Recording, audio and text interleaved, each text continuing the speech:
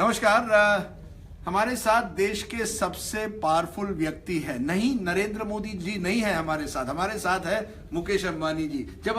जब मैंने कहा कि सबसे पावरफुल या ताकतवर व्यक्ति हमारे साथ है, किस तरह से आप देखते हैं? आप मानते हैं? नहीं, मैं ये नहीं मानता हूँ। मैं आपको सीरियसली लेता नहीं। अरे ये क्या बात है?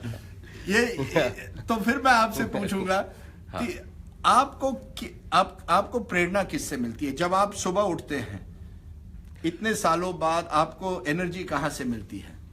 एक नए प्रोजेक्ट, आपने बड़ा प्रोजेक्ट शुरू किया, एनर्जी कहां से मिलती है? मुझे जो, अगर आप देखें तो मेरे खुद के बच्चे अभी 24-25 साल के हैं, उनके और उनके दोस्त, और जो हमारे रिलायंस में जो 30 साल से यंगर लोग हैं, जब उनके साथ मैं समय बिताता हूँ तो उनकी जो एस्पिरेशंस है, उनकी जो एम्बिशंस है इंडिया के लिए, अगर ये मैं सोचता हूँ तो उससे मेरी एनर्जी डबल या ट्रिपल हो जाती है एवरी डे। अगर आप 25 साल के अब होते मुकेश भाई, क्या करते आप? मैं अगर यही सेम जो मैं इस जनरेशन में जो मुझे एनर्जी दिखती है, ये अगर हमारे जनरेशन में होती तो इंडिया आज सबसे आगे होता। आप समझते हैं कि इस जनरेशन में आपसे ज्यादा एनर्जी है, आप अपॉर्चुनिटीज ज्यादा है, एम्बिशन ज्यादा है? Without doubt. ये बताइए, क्या आपने कभी सोचा है कि मैं पब्लिक लाइफ में चला जाऊं, नेता बन जाऊं? कई देशों में इंडस्ट्रियलिस्ट जो हैं नेता बन जाते हैं। नहीं, मैंने ये जरूर से सोचा है कि ये पब्लिक लाइफ में और पॉलिटिक्स नहीं है मेरे लिए, बट एजुकेशन, राइट, जो मेरे दिल के करीब है वो है education. How do we improve skills, how do we improve the education system, how do we really empower the 200 million children that will be educated, which will form the future generations of India for the next many decades. और इस पे मैं जरूर से कुछ करना। यानी petrochemical से कम्युनिकेशंस की दुनिया में, और अब आप कह रहे हैं कि अगर आपको कुछ तीसरी इनिंग्स खेलनी पड़े तो वो एजुकेशन में होती।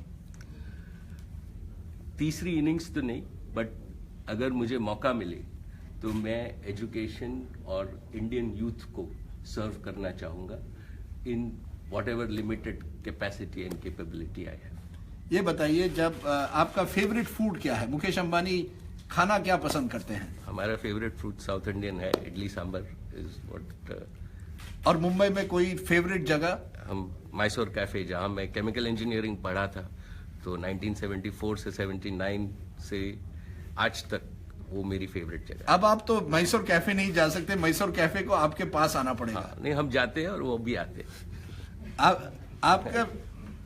आप रिलैक्स किस तरह से करते हैं? इतनी टेंस जिंदगी में रिलैक्स कैसे करते हैं? मैं बहुत पढ़ता हूँ, मैं अपने दोस्तों के साथ समय बिताता हूँ, और आजकल तो बहुत देखता भी हूँ, बिकॉज आजकल जो डिजिटल का ज़माना है, सब कुछ विजुअल हो गया है, तो इससे मुझे दुनिया में भी क्या हो रहा है ये भी पता लगता है, बियॉन्ड एंटरटेनमेंट। यानी आप जियो पर देखते हैं या किसी और? आजकल तो जियो पे ही देखता हूँ क्योंकि उस पे बेस्ट दिखता है। I see, that's a good plug line for Jio. लेकिन मैं आपसे ये भी पूछूंगा कि क्या मुकेश अंबानी सोचते हैं कि दिस जनरेशन जिसके बारे, अगर आप उनको कोई मैसेज देना चाहें, यंगस्टर 25 ईयर्स ओल्ड करना चाहता है कुछ, क्या कहेंगे आप उनको?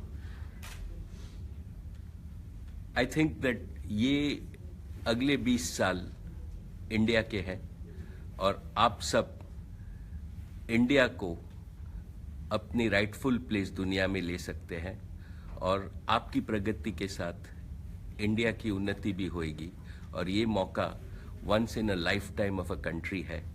इसको आप आगे बढ़ाइए, और आप भी आगे बढ़िए और इंडिया को आगे बढ़ाइए। तो आखिर में मैं पूछूंगा, अगर कोई यंगस्टर वहां है जो स्टार्टअप करना चाहे और उसके पास बड़ी अच्छी आइडिया है, वो आपको लिख सकते हैं? डेफिनेटली, और हमने तो कहा है कि हम स्टार्टअप फंड हमारा है, जहां हम 5,000 करोड़ रुपया टू यंग इंडियंस देने वाले हैं, to all startups across India, particularly in small towns.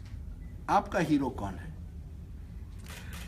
मेरा रोल मॉडल हीरो? जो हमारे पिताजी है, जिस उनके हिज इन्फ्लुएंस ऑन मी, जो धीरूभाई अंबानी ने शुरू किया, और उन्होंने ये शुरू किया कि भाई वो आए थे